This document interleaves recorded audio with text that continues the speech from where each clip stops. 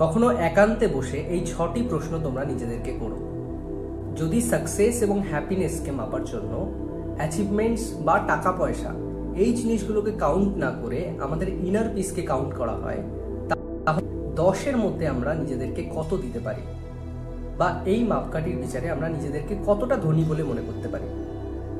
আমার কাছে বাঁচার জন্য যদি আর মাত্র 1 বছর থাকে, তাহলে কোন জিনিসটা আমি ডিফারেন্টলি করার চেষ্টা করব কালকে থেকে, এবং সেই জিনিসটা আমি এখন কেন ডিফারেন্টলি করার চেষ্টা করছি না। নাম্বার 3, আমার ইনার থটস বা ভিতরের চিন্তাগুলো যদি সমগ্র পৃথিবীর সামনে তুলে ধরা হয় বা ব্রডকাস্ট করা হয়, যাতে সমগ্র পৃথিবী সেটা শুনতে পারে, তারপরেও কি আমি নিজের জন্য গর্ব অনুভব করব?